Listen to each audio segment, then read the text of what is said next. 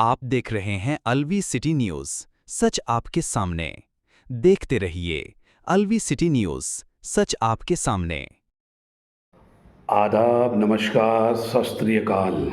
दोस्तों, मैं Kumar Aftab, Alvi city news bureau chief. हमारे चैनल पर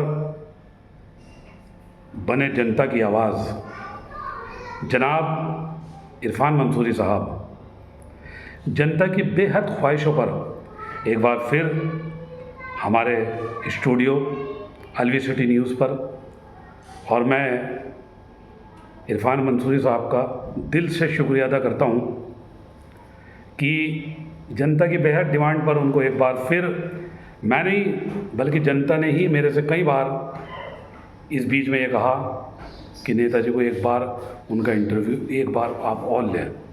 ये उनका प्यार है, उन्हें प्यार करती है जनता। तो दोस्तों, आइए मैं मुलाकात कराता हूँ आपकी एक बार फिर अलवी सिटी न्यूज़ स्टूडियो में, सच आपके सामने। जनाब इरफान मंसूरी साहब, भारतीय पसमानदा मुस्लिम समाज के राष्ट्रीय अध्यक्ष जनाब इरफान मंसूरी साहब। और उत्तर प्रदेश के 70 जिला में बड़ी सक्रियता के साथ ये काम कर रहा है, जो समाज की समस्याओं को लेकर वहाँ के अधिकारियों से मिलकर समस्याएं हल कराता है, और इसे हम और आगे बढ़ाने की कोशिश कर रहे हैं। अच्छा नेताजी, दूसरा सवाल मेरा, ये किस पार्टी के लिए काम करता है? कुमार आफ्ताब साहब, आपका सवाल बहुत अच्छा है, क्योंकि आपके मन में कहीं ना कहीं ये रहा होगा कि जो सोशल संगठन बनते हैं जी, वो कहीं ना कहीं किसी न किसी पार्टी के लिए काम करते हैं। भाई, कई संगठन बनते हैं नेताजी, और मेरा सबसे सवाल तो मेरा पहला यही था, लेकिन मैंने सोचा कि सवाल आपके उससे मैं ये दूसरा सवाल पूछूं कि ये किस पार्टी के लिए काम करता है। जैसे और संगठन अपनी अपनी पार्टियों के लिए काम करते हैं, जी जी जी जी। तो ये आपका किस पार्टी के लिए काम करता है? देखिए कुमार आफ्ताब साहब, आपके चैनल के माध्यम से मैं बताना चाहता हूँ कि भले ही तमाम संगठन किसी न किसी पार्टी के लिए काम करते होंगे, लेकिन भारतीय पसमानदा मुस्लिम समाज का एज ए राष्ट्रीय अध्यक्ष मैं ये ऐलान करता हूँ आपके चैनल के माध्यम से कि हमारा संगठन किसी भी सियासी पार्टी का न तो विंग है और न पिछलग्गू बन करके काम करता है।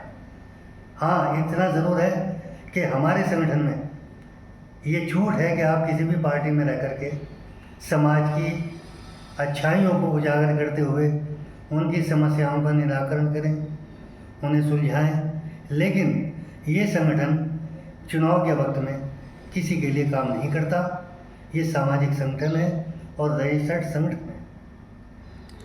अच्छा नेताजी, मेरा एक सवाल आपसे हो रहा है आखिरी। आप मुस्लिमों की बदहाली का कारण आप किसे समझते हैं? देखिए कुमार आफ्ताब साहब, बहुत ही अच्छा सवाल आपने ऐसा किया है। आपने दुखती हुई रग पर हाथ रखा है, क्योंकि आज़ादी के बाद से आज तक मुसलमानों की स्थिति इतनी कमज़ोर हो गई कि सच्चर कमेटी की रिपोर्ट में ये साफ तौर पर लिखा गया, उन्होंने बताया कि आज मुल्क के अंदर मुसलमानों की हालत दलितों से भी बदतर है, और उनकी हालतों को सुधारने के लिए। नेताजी, मेरा आपसे एक सवाल और, मुस्लिमों की बदहाली का कारण आप किसे समझते हैं?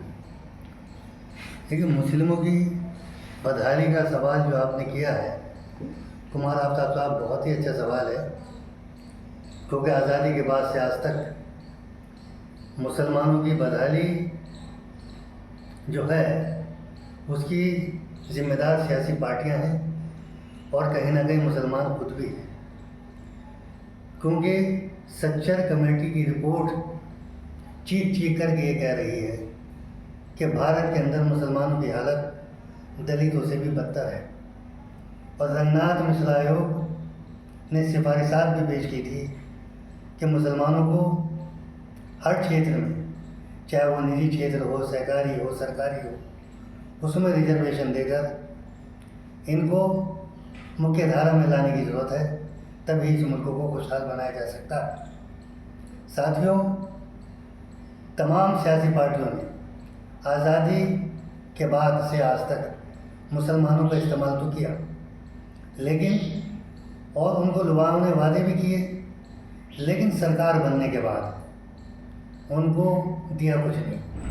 इसीलिए मुसलमान हमारे मुल्क के अंदर पिछड़ता चला गया और उनकी बदहाली का राज यही है, क्योंकि इलेक्शन के वक्त लोग इस्तेमाल करते हैं और उस वक्त अपने मंचों पर बिठाते हैं, दाढ़ी टोपी वाला उनको चाहिए मंच पर, और जब वो जीत जाते हैं तो भूल जाते हैं कि हमने इनसे क्या क्या वादे किए थे।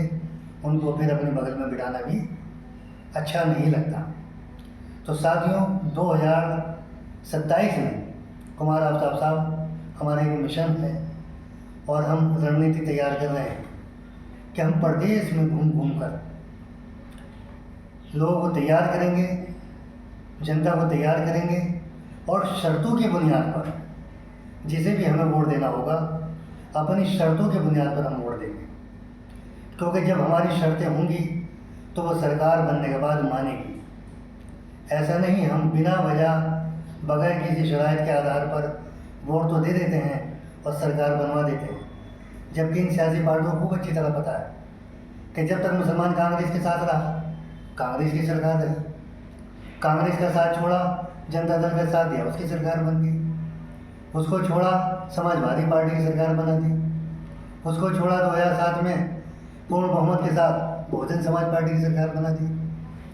तो लेकिन अब ज़रूरत इस बात की है कि हम सारे लोग मिल करके, इसमें बुद्धिजीवी हों, बाशऊर लोग हों, आम जनता हो, वो सब मिल करके अपनी शराइत की बुनियाद पर वोट दें और जब वो सरकार बने उसकी तो हमारी जो शर्तें हों उनको वो पूरा करें।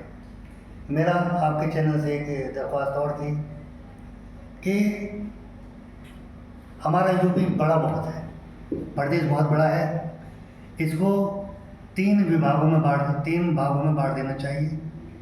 पश्चिम उत्तर प्रदेश का एक अलग प्रदेश बनना चाहिए, क्योंकि पश्चिम उत्तर प्रदेश अगर बन गया तो हाई कोर्ट हमारा यहाँ पश्चिम आ जाएगा। आज हमें हाई कोर्ट जाने के लिए 600 किलोमीटर रोज़ जाना पड़ता है मुकदमे के लिए, तो जिसके लिए बड़ा मुश्किल पड़ता है आम जनता को। छोटा प्रदेश होगा तो खुशहाल होगा, यहाँ का रेवेन्यू वहाँ जाता है, यहाँ के लोग कमाते हैं और पूरब के लोग खाते हैं, तो यहाँ का रेवेन्यू, यहाँ की जो कमाई है, इनकम है, वो फिर यहीं प्रदेश में हमारे लगेगी, ऐसा मेरा विश्वास है। बहुत बहुत शुक्रिया इरफान मंसूरी साहब, आपके हमारे अलवी सिटी न्यूज़ स्टूडियो में आने के लिए मैं आपका दिल से धन्यवाद करता हूँ। आप सुन रहे थे जनाब इरफान मंसूरी साहब को। बहुत बहुत शुक्रिया।